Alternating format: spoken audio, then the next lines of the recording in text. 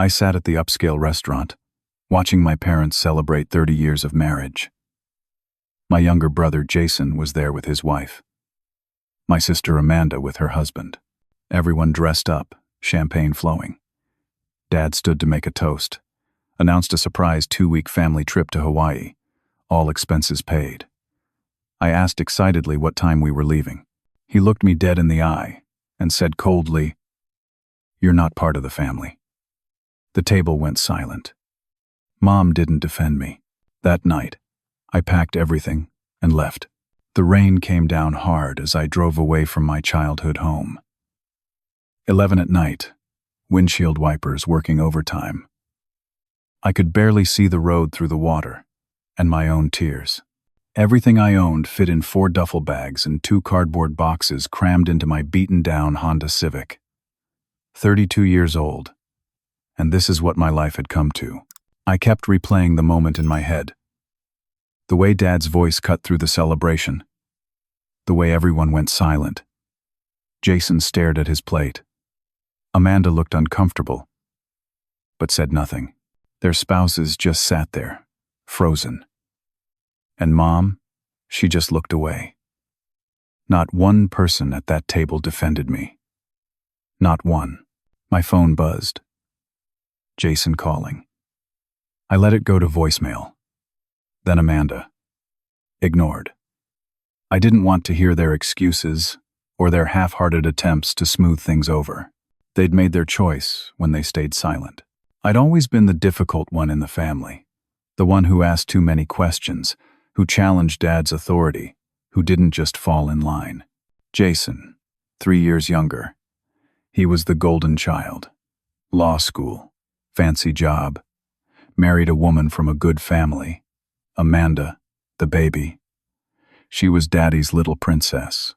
Married a dentist, lived in a nice suburb, perfect life. And then, there was me. I went to community college because that's what I could afford. Worked full-time while taking classes. Never asked my parents for a dime after I turned 18.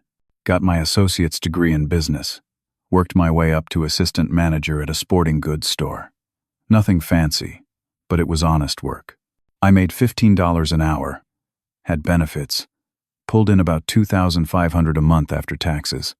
Not rich, but I paid my bills. But apparently, that wasn't good enough. I wasn't good enough. Not part of the family. I pulled out my phone and called Marcus, my best friend since high school. He answered on the 3rd ring, voice groggy. "Wesley.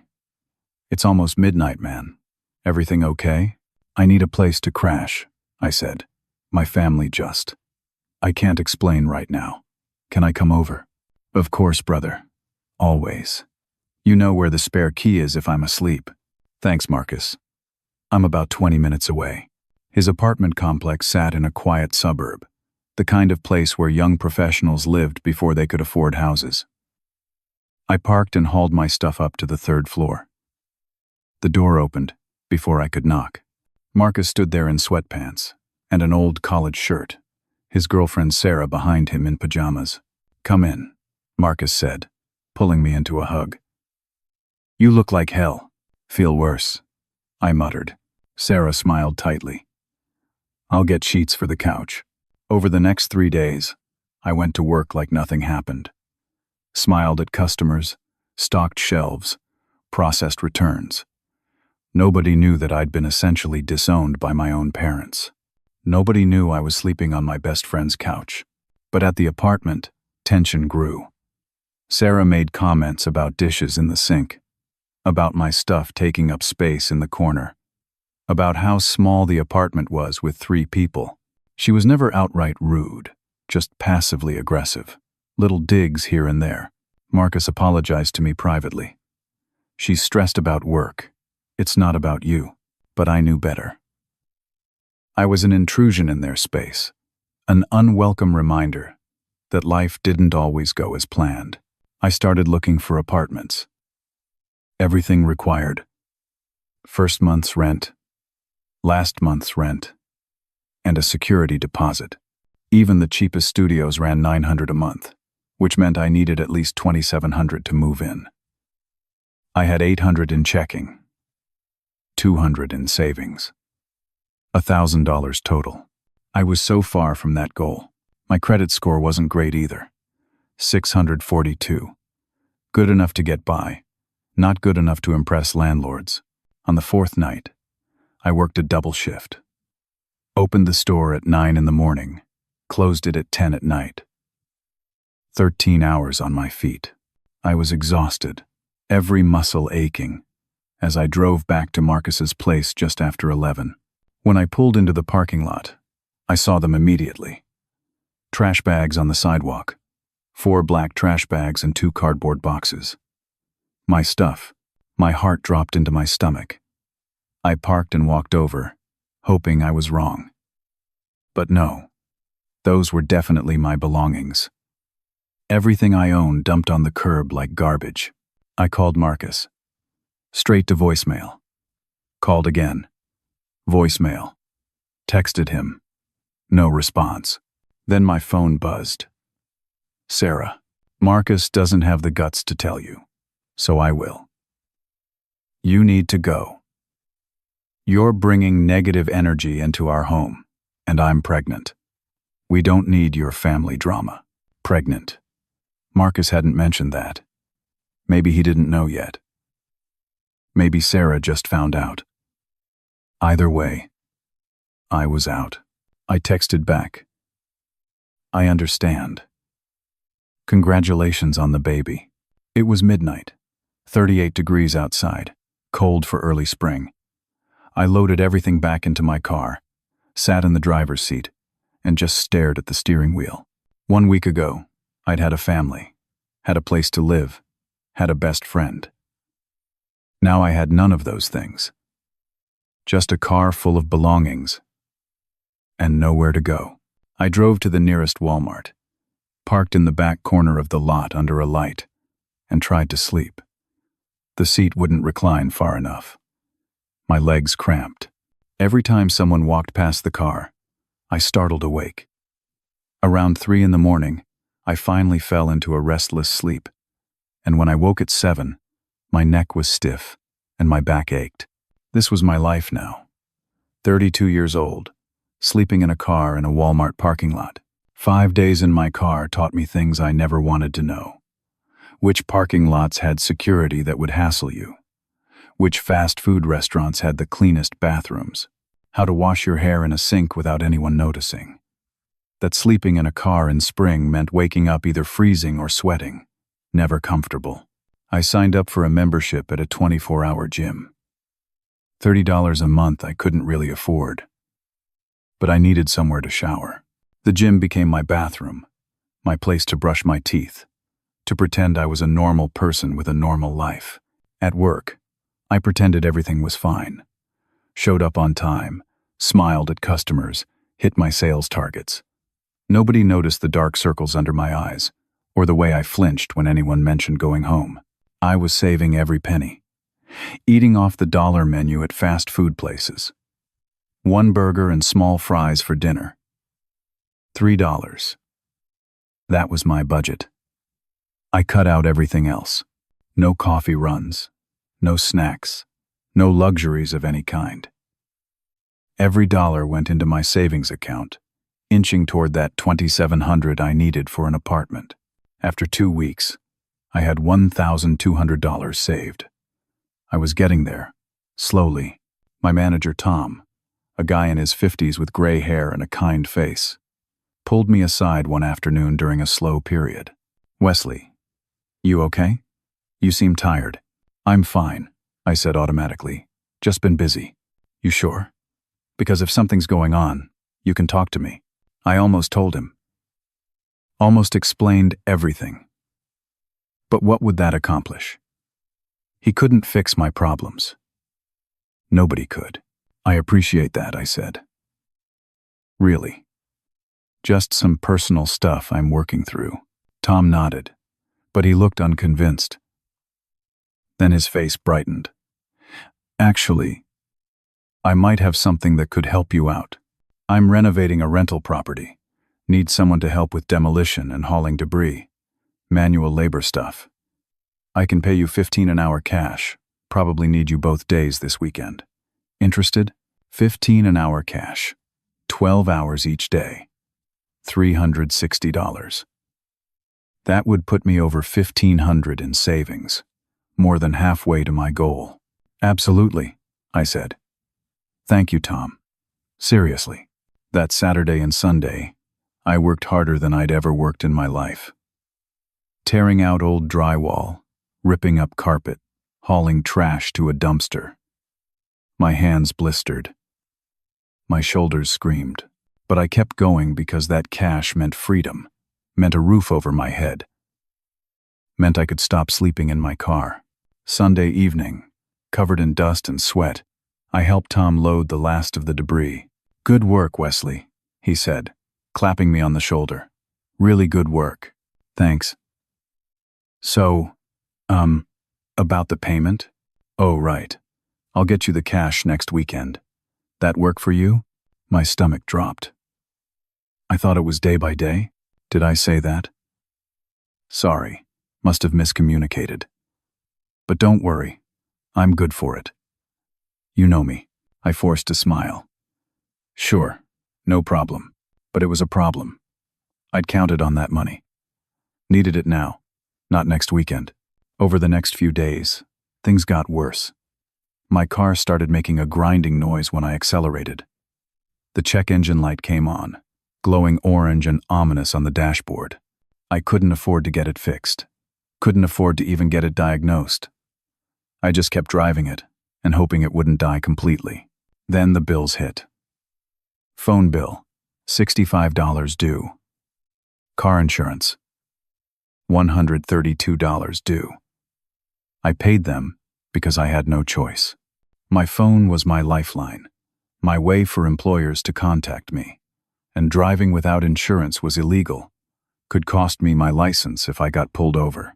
After paying both bills, I checked my account balance. $300 left. Wednesday night, I was parked behind a closed grocery store trying to sleep. Around 2 a.m, bright lights flooded my car. I jerked awake, disoriented. A police officer was tapping on my window. I rolled it down, heart hammering. Evening, officer. Sir, can I see your license and registration? I handed them over with shaking hands. He ran my information while I sat there, terrified. I hadn't done anything wrong, but everything felt wrong. He came back, handed me my documents. Someone reported a suspicious vehicle. You can't sleep here. It's private property. Do you have somewhere else you can go? Yes, sir, I lied. All right. Have a good night. I drove around for over an hour, exhausted and dangerous behind the wheel, fighting to keep my eyes open. Finally found another empty parking lot and pulled in. Too tired to care if it was legal or not. Fell asleep at 4 a.m. Woke up at 6:30 to something on my windshield. A parking ticket. $75 for parking in a fire lane overnight. I wanted to scream. Wanted to break something. Instead, I just turned the key in the ignition. Nothing happened.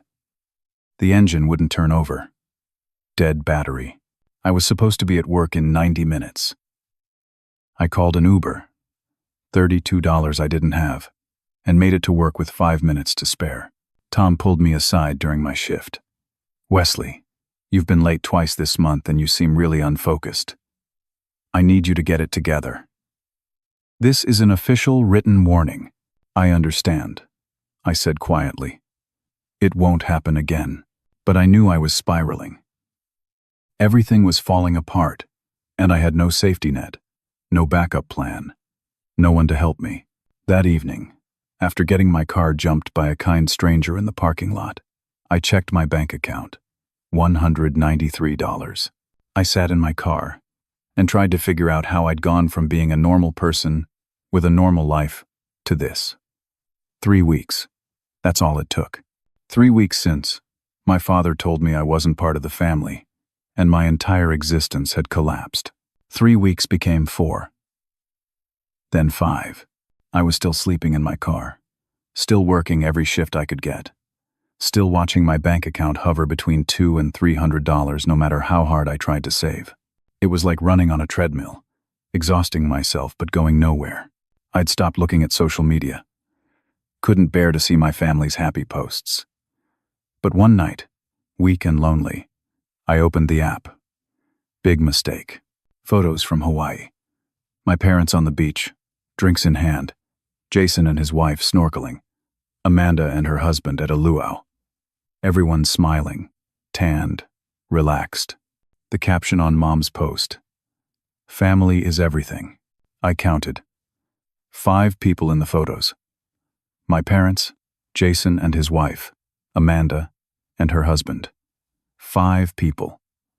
I'd been erased completely. Comments from relatives flooded the post. Beautiful family. You raise such wonderful kids. What a blessing. I closed the app before I threw my phone. The next day at work, my coworker Dylan approached me. We'd worked together for about 2 years but never really hung out outside the store. He was 35, friendly enough, kept to himself mostly. Hey Wesley, want to grab beers after shift? I almost said no. Didn't feel like being social. But something in his face, maybe concern or genuine kindness, made me agree. We went to a sports bar down the street. Dylan bought the first round. We talked about work stuff, customer stories, the usual. On my 3rd beer, feeling the alcohol loosen my tongue, I told him everything. The anniversary dinner, my father's words, Marcus kicking me out, living in my car. Dylan listened without interrupting. When I finished, he shook his head. Man, that's rough. I went through something similar 2 years ago. Divorce. Lost the house. My wife took everything. I was homeless for 3 months. Slept in my truck. How'd you get out of it? Slowly. Found a cheap place. Rebuilt my life piece by piece. It gets better, I promise. He paused. Actually, I might be able to help you.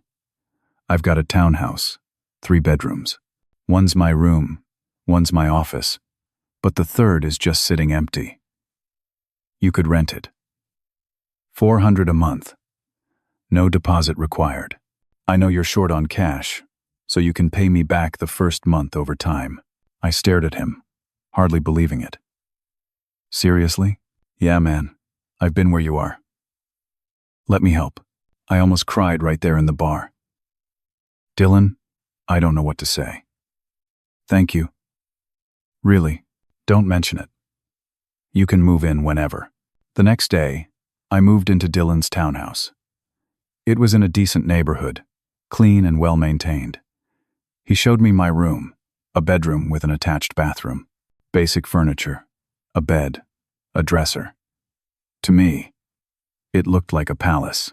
That first night, I took a real shower in my own bathroom, slept in an actual bed with clean sheets, 14 hours straight, the best sleep I'd had in over a month. Things stabilized. I paid Dylan $200 toward rent, promised him the other $200 next paycheck. Tom finally paid me for the renovation work, $480 cash. I caught up on my phone bill, my insurance, started rebuilding my pathetic savings account. For 2 weeks, everything seemed okay. Dylan was barely ever home. He said he worked security at night, which explained why I rarely saw him. Sometimes he'd come home at 3 or 4 in the morning, go straight to his room. We'd pass each other in the kitchen occasionally, exchange pleasantries, but mostly kept to ourselves. He had friends over sometimes. Guys who looked rough, tank tops and tattoos, loud voices. They'd hang out in the living room, watch sports, drink beer. I stayed in my room during those visits. Dylan assured me they were just buddies from his gym. I should have paid more attention to the warning signs. The weird hours. The rough-looking friends. The fact that Dylan always paid for everything in cash. But I was so grateful for the roof over my head that I ignored my instincts. 6 weeks after moving in, I came home from work around 6 in the evening. Used my key. Walked in the front door. Headed toward the living room to grab a bottle of water from the kitchen. I froze. The coffee table was covered in bags of marijuana. Dozens of small plastic bags. A digital scale. Rubber bands. More bags, waiting to be filled. Dylan stood in the kitchen with two other men, counting stacks of cash. All three turned to look at me. Dylan's friendly face went cold. "Wesley, we need to talk." One of the men walked over and closed the front door behind me. My escape route blocked. "Come sit down," Dylan said. I didn't move. "What is this? What does it look like?" "I sell weed." "Thought you knew. Thought you were cool with it." "I didn't know. I swear. I had no idea." Dylan studied me. "You live here. You've seen my friends coming and going. You really didn't put it together? I thought you worked security. That's what you told me."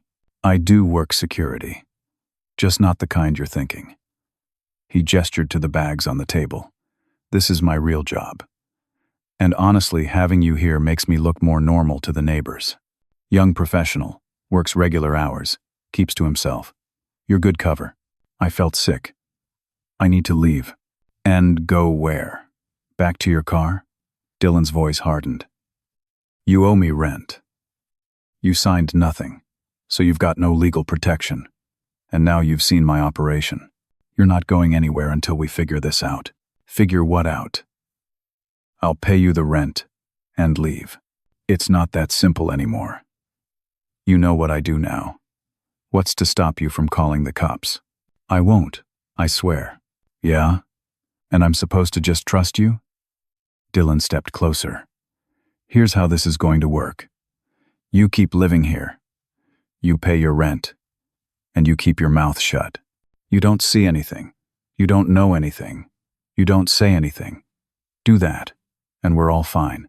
But if you cross me, if you even think about talking to the police, there will be serious problems. Understand?" I nodded, throat tight. "Good. Now go to your room. We've got business to finish." I went to my room, locked the door, and sat on the bed, shaking.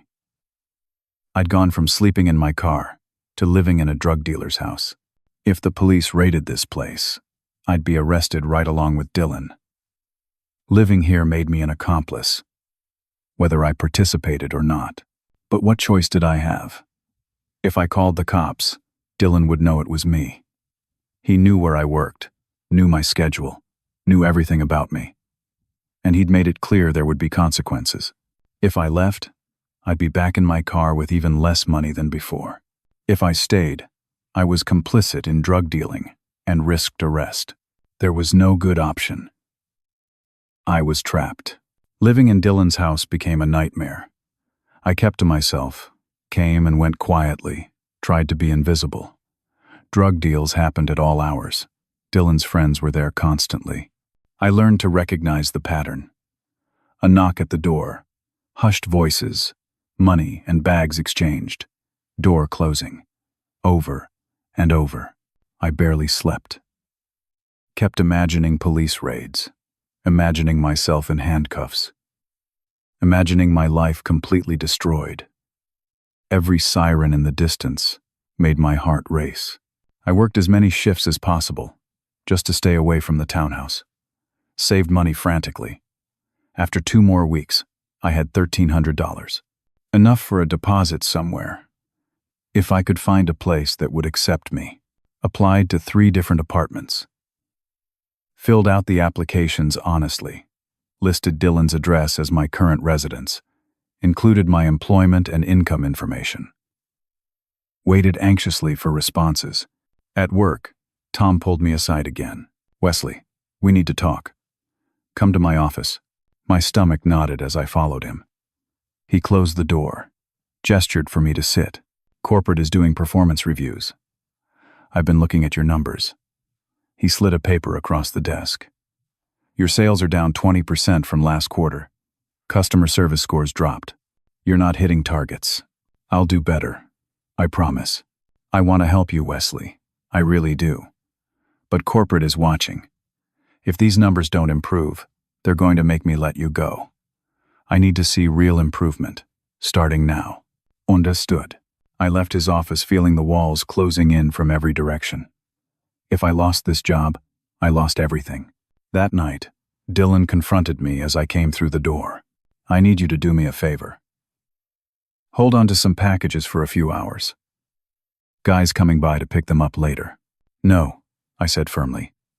I'm not getting involved in dealing. Dylan's face darkened. You already are involved. You live here. You know what I do. You think that doesn't make you part of it? I'm just renting a room. You're harboring a known drug dealer. That's a crime, Wesley. You're already guilty. He stepped closer. So when I ask you for a small favor, you do it. Because if this place gets raided, you're going down with me anyway. Might as well help out. I'm not holding your drugs. Dylan grabbed my shirt. Listen to me carefully. You live in my house. You follow my rules. Or you leave. Your choice. Then, I'll leave. He laughed, shoving me backward. With what money? Where you gonna go? Back to sleeping in that piece of garbage car? He released me. Didn't think so. The packages stay in your room for 3 hours tonight. That's it. Don't open them. Don't touch them. Just let them sit there. Can you do that? I wanted to refuse. Wanted to stand my ground. But he was right. I had nowhere else to go. If I refused, I'd be homeless again. And I couldn't survive that a second time. Fine. 3 hours. Smart man. That night was one of the longest of my life. 2 cardboard boxes sat in my room, taped shut. I didn't open them. Didn't want to know exactly what was inside. Just sat on my bed and watched the clock, counting down the minutes until someone came to collect them. At 11:30, there was a knock. Voices downstairs. 10 minutes later, Dylan knocked on my door. They're gone. Thanks for your cooperation. I didn't respond. 2 nights later, I woke to shouting. Loud, angry voices downstairs. I checked my phone. 11:15. Crept to my door, opened it a crack. Could hear Dylan arguing with someone. You shorted me, man. We agreed on 2 pounds. I got 1.5 pounds. That's all I got. Not my problem. It is your problem. I paid for 2 pounds. Take it up with my supplier. The argument escalated. I heard something crash. Then I heard the unmistakable sound I'd only heard in movies. A gun being cocked. I want my money back. Now. Silence. Then Dylan's voice calmer. All right. Let me get my cash. More silence. Footsteps. The front door slammed. I locked my bedroom door and pushed my dresser in front of it. Sat on my bed with my phone in hand, ready to call 911 if I heard gunshots. My hands were shaking so badly, I could barely hold the phone. Nothing happened. Eventually, I moved the dresser back and lay down, but I didn't sleep. In the morning, Dylan was in the kitchen cleaning up broken glass. He had a black eye, his face bruised. What happened? I asked, though I already knew. Nothing. Mind your business. I went to work and checked my email during my break. All 3 apartment applications had been rejected. Credit score too low. Insufficient rental history. Income barely meeting minimum requirements. I was stuck. Completely, totally stuck. That evening, as I drove toward Dylan's place, I saw police cars in the neighborhood. Heart pounding. I pulled over a few blocks away. Watched. Waited. The police weren't at Dylan's townhouse. They were across the street, arresting someone at a different unit. Domestic violence incident, from what I could overhear. I drove to the townhouse carefully. Dylan was inside, pacing, clearly agitated. Police are in the neighborhood, he said. They were asking questions, talking to people about suspicious activity. What did you tell them? I wasn't here when they came by. But someone's been watching. Maybe a neighbor. They're asking about unusual traffic. People coming and going at odd hours. He grabbed my arm hard. If anyone asks you anything, you don't know anything about what goes on in this house. You understand me? I understand. I'm serious, Wesley. You say one word to anyone, you'll regret it. I'll make sure of that. That night, I lay in bed, realizing my life had become unrecognizable. 2 months ago, I was a regular person, with a regular job and a regular life. Now I was living in a drug dealer's house, being threatened, watching my future crumble. The next morning, I got a text from Tom before my shift. Need to see you in my office when you come in. My stomach dropped. I knew this wasn't good. Nothing good ever started with being called to the manager's office.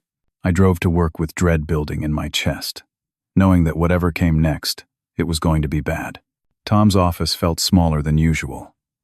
He sat behind his desk, looking uncomfortable, avoiding eye contact. Have a seat, Wesley. I sat, hands clenched in my lap. Corporate reviewed last quarter's numbers for all locations. They're making some changes. He paused. They're eliminating your assistant manager position, restructuring the store. The words didn't process at first. Then they hit, like a punch to the gut. I'm fired? Not fired. Demoted. You'll be a part-time sales associate. 22 hours a week instead of 40. $12.50 an hour instead of 15. No benefits. Effective immediately. I did the math in my head. 22 hours at $12.50. $275 a week before taxes. About $200 after. $800 a month. I couldn't survive on $800 a month. Couldn't pay Dylan's rent. Couldn't pay my car insurance. My phone. My food. Tom, I can't live on 22 hours a week. I know. I'm sorry. I fought for you, Wesley. I really did. But corporate made the decision, and my hands are tied. Is this because I told you I was homeless? Because I was struggling? Tom's face went red. That had nothing to do with it. But his reaction told me everything. He'd told corporate about my personal issues, and they'd seen me as a liability. Someone unreliable. Someone expendable. When does this start? Your next shift. I'm really sorry. I walked out of his office in a daze. Went through the rest of my shift on autopilot. When I got home, Dylan was waiting. We need to talk about rent. I told him what happened. Told him I'd lost most of my hours. My income slashed by more than half. Dylan exploded. Are you kidding me? You think this is a charity? You think I'm running a homeless shelter? I'm looking for another job. I just need a little time. You've got 1 week to figure it out. Or you're out. $400 by next Friday. Or you're done. I can pay you $200. That's all I'll have. Not good enough. $400. Or you're gone. Over the next 5 days, I applied to every job I could find. Warehouses, restaurants, retail stores, gas stations. Anywhere that was hiring. Got 3 interviews. Warehouse job. Overnight shift. 13 per hour. But they wanted someone who could commit to 60 days. Said they'd call me in a few days. Restaurant server. Tips-based.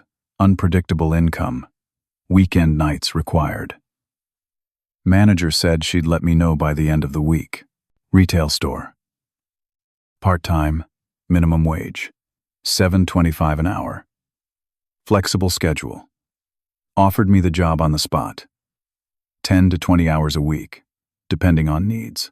I took it. Even though $7.25 an hour was barely anything, I needed every dollar I could get. Now I had 2 part-time jobs. Between both, I'd make about $1,800 a month before taxes. After taxes, maybe $1,400. Still not enough to move out, but enough to survive if I was careful. On day 6, Amanda texted me. First time I'd heard from anyone in my family in 2 months. Mom wants to know if you're okay. She's worried. I stared at the text, anger rising in my chest. Tell Mom I'm not part of the family, remember? Don't be dramatic. Dad was just upset that night. You know how he gets. He told me I wasn't family in front of everyone. Nobody defended me. You all went on vacation while I was homeless. We didn't know you were homeless. You didn't ask. You didn't care. What do you want from us, Wesley? I want you to acknowledge what you did was wrong. She didn't respond. An hour later, I blocked her number. Didn't need that in my life. Friday came. I'd scraped together $360. Still 40 short of Dylan's rent. That night, Dylan confronted me. Where's my money? I have $360. I'm 40 short. I'll get it to you next week. We had a deal. $400 by Friday. I'm trying. I'm working 2 jobs. I'm doing everything I can. Not good enough. You've got until tomorrow night to come up with the full amount or you're out. Dylan, please. I've got nowhere to go. Should have thought of that before you lost your job. He got in my face. And if you even think about talking to the cops about what you've seen here, I'll make sure everyone knows you were part of it. I've got photos of you coming and going from this house for 2 months. Security camera footage. I'll say you were working for me. Who do you think they'll believe? After he walked away, I sat in my room and realized something horrifying. Dylan had been documenting my presence here from the beginning, setting me up as a potential fall guy if he ever got caught. If the police raided this place, he could claim I was his partner, his accomplice, my word against his, and he had evidence. I'd been played from the start. Friday night, I closed at the sporting goods store. Tom asked me to stay late for inventory. I agreed, desperate for the extra hours. Around 10 at night, I was in the back stockroom, counting boxes of shoes. Heard the front door alarm beep. Thought Tom forgot to lock up after he left. Walked to the front to check. 3 men in ski masks. Guns. Everything happened so fast. They yelled at me to get on the ground. I dropped. They forced me to open the registers. My hands shook so badly, I could barely work the keys.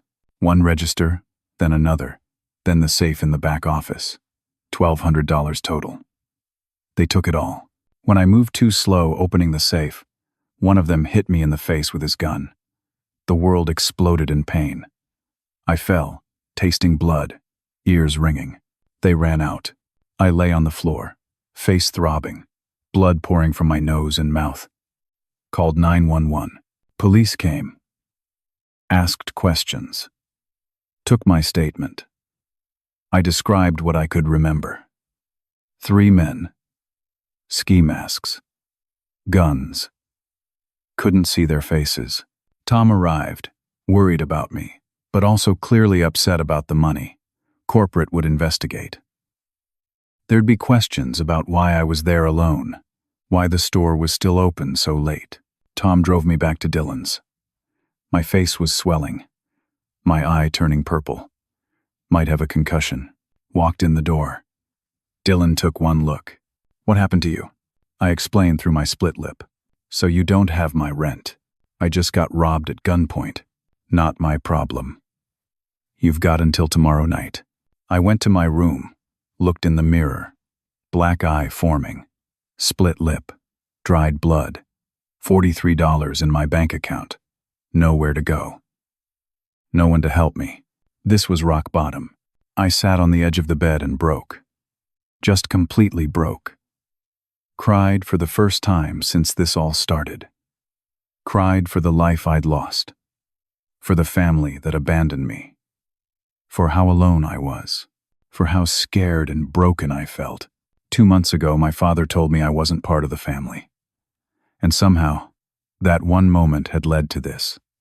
Homeless, exploited, threatened, robbed, beaten, everything stripped away until there was nothing left. I didn't know how to come back from this. Didn't know if I even could. Saturday morning, I packed my stuff back into trash bags. Everything fit in my car again. Full circle. I was going back to sleeping in the Honda Civic, back to square one. Dylan didn't say goodbye, just watched me load up, and drive away. I went to the public library, parked in the lot. My face was a mess, purple and swollen, lip crusted with dried blood.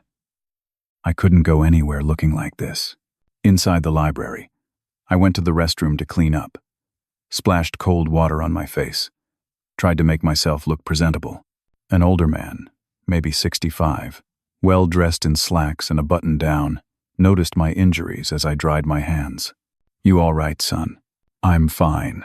Thank you. I've been practicing law for 40 years. I know the look of someone who's been through hell." He held out his hand. "Patrick Sullivan, retired attorney." I shook his hand. Wesley, I don't know your situation, but there are resources available. People who can help." He pulled out his wallet, handed me 2 business cards. "This one is for a legal aid clinic. Free legal help for people dealing with housing issues, employment problems, you name it. This other one is a men's shelter. Clean, safe, run by good people. Better than sleeping in your car." "How did you know I was sleeping in my car?" "Lucky guess." He smiled kindly. "Take care of yourself, Wesley, and use those resources. That's what they're there for." After he left, I sat in the library for an hour, staring at the cards. Finally, I drove to the shelter address. It was attached to a church, clean and well-maintained. Inside, a woman at the front desk greeted me warmly. "Can I help you?" "I need a place to stay." "Of course. Let me get you checked in." Her name was Helen. Middle-aged, kind eyes. The type of person who dedicated her life to helping others. She showed me to a bed in a dormitory-style room. Clean sheets, a pillow, a small locker for my belongings. "Dinner is at 6, breakfast at 7. We have showers, laundry facilities, and case managers who can help you get back on your feet. You're safe here." I almost cried again. "Thank you." That evening, I ate a real meal for the first time in days. Meatloaf, mashed potatoes, green beans, bread. Sat at a table with other men, all of us in various stages of struggle. Nobody judged. Nobody asked invasive questions. We were all just trying to survive. After dinner, I met with Helen. Told her everything. The anniversary dinner, my father's words, the homelessness, Marcus kicking me out, Dylan's threats, the demotion, the robbery. She listened, took notes, didn't interrupt. "Wesley, you've experienced significant trauma. Family estrangement, exploitation, workplace discrimination. These aren't small things." She pulled out a folder. "I want to connect you with some people who can help. There's a legal aid clinic that handles cases like yours. Would you be willing to meet with them?" "Yes, absolutely." 2 days later, I sat in a small office across from Jennifer Harris, a young attorney with sharp eyes and a serious demeanor. I told her everything again. She asked detailed questions, took pages of notes. "Regarding Dylan," she said, "he threatened you and tried to implicate you in drug dealing. That's coercion. If he contacts you again, call the police immediately. You're a victim here, not a criminal. The fact that you lived there doesn't make you guilty of his crimes." Relief washed over me. "Really?" "Really. Now, about your job. A sudden demotion, right after you disclosed your housing situation. That's potentially discrimination. Did you tell your manager about being homeless?" "Yes. A few weeks before the demotion. And then you were demoted. That timing is suspicious." She flipped through her notes. "Housing status is a protected class in many jurisdictions. Your employer can't punish you for being homeless." Let me do some investigating. For the first time in months, I felt a tiny spark of hope. 3 days later, Jennifer called. "I talked to corporate at your company. The restructuring wasn't company-wide. Only your position was eliminated. Other stores kept their assistant managers. Your managers specifically requested the change. citing you as unreliable and bringing personal problems to work. He used my homelessness against me. Exactly. That's illegal. You can file a complaint with the labor board. Possibly sue for wrongful demotion. We might be able to get your position and back pay restored. Let's do it. While staying at the shelter, I also started going through old text messages. Found something I'd forgotten about. A group chat with my parents and siblings from 3 days before the anniversary dinner. My mother just confirmed the Hawaii booking. 5 people. 2 weeks. All set. Jason. Can't wait. This is going to be incredible. Amanda. Does Wesley know yet? My father. He'll find out at the dinner. I'm not spending money on him. My mother. Are you sure about this? It seems cruel. My father. He's been disrespectful for years. This will teach him his place. I stared at the screen, stunned. The trip was planned from the beginning to exclude me. They deliberately set me up for public humiliation. This wasn't a spontaneous reaction. This was calculated cruelty. My father wanted to hurt me, wanted to put me in my place, and everyone else just went along with it. Jennifer's investigation continued. She called me a week later with more news. The labor board is taking your case seriously. Your employer violated fair employment laws. They're ordering an internal investigation. Corporate has already contacted me. They want to settle. They're offering your position back, full back pay for lost hours, and an additional $5,000 for damages. They're giving me my job back, if you want it. You can also take the settlement and find new employment. Your choice. I want my job back. I need the stability. Done. Tom, your manager, has been suspended pending review. Corporate is taking this seriously. Things were finally turning around. Then my phone rang. Unknown number. Wesley. It's your cousin Derek. Derek. Patricia's son. We'd been close as kids, but drifted apart as adults. Hey Derek. What's up? My mom told me what happened at the anniversary dinner. Wesley, I had to call. What your parents did is insane. Yeah, it was pretty bad. I did some digging. Talk to Jason and Amanda separately. Want to know the real reason your dad excluded you? Why? Your parents are broke. Really broke. Your dad made terrible investments last year. Lost most of their retirement. They're drowning in debt. My mind reeled. What does that have to do with me? They were counting on you to bail them out. When you didn't offer money, because you didn't know they needed it, your dad took it as betrayal. He thought you were being selfish. The Hawaii trip? Jason and Amanda paid for it. Your dad tried to guilt you by excluding you, hoping you'd come crawling back offering financial help. They never asked me for help. I would have helped if I'd known. Your dad's too proud. He expected you to just know and offer. When you didn't, he decided you weren't family. It's twisted logic. Everything clicked into place. The rejection, the cruelty, all of it because of unspoken expectations and wounded pride. There's more, Derek said. Your mom feels terrible. She's been crying every day. Your dad won't let her reach out. He's convinced she'll offer you money they don't have. This is insane. I know. I'm on your side, Wesley. Whatever you need, I'm here. After we hung up, I sat in the shelter common room, trying to process everything. My entire nightmare started because my father was too proud to ask for help. Because they expected me to read their minds. Because money and pride destroyed our family. But none of that undid what I'd been through. The homelessness, the exploitation, the fear, the trauma, that was real. That happened. And it happened because of them. The labor board moved quickly. Within 2 weeks, corporate not only reinstated my position, but gave me a formal apology. Tom was permanently transferred to another store. I got a new manager, someone who actually cared about his employees. The back pay hit my account. $3,200 for lost wages. plus the $5,000 settlement. $8,200 total. For the first time in 4 months, I could breathe. I also gave a detailed statement to the police about Dylan. Told them everything. The drugs, the threats, the coercion, the attempt to frame me as an accomplice. The detective I spoke with nodded as I talked. We've been watching him for months. Your information helps us build a stronger case. You did the right thing coming forward.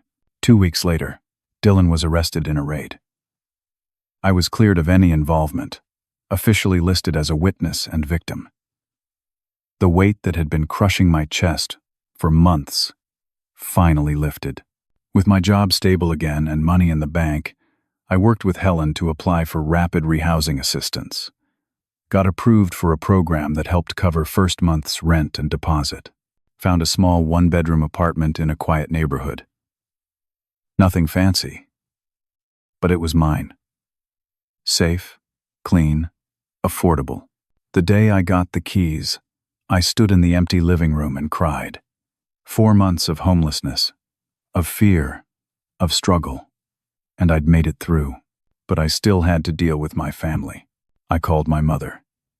She answered on the second ring, shocked to hear my voice. Wesley. Oh my God, Wesley. I'm so sorry. I should have defended you. I should have called. I was a coward. Why didn't you tell me you and Dad were having money problems? Silence. Then, how did you know about that? Derek told me everything. You expected me to offer you money I didn't even know you needed. She broke down.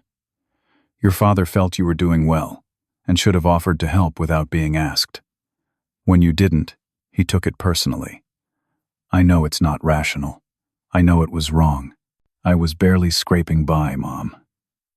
I had $1,000 in savings. If you'd asked, I would have helped however I could. But you never asked. You just rejected me. I know. Your father's pride destroyed our relationship with you. I don't know if you can ever forgive us. I took a deep breath.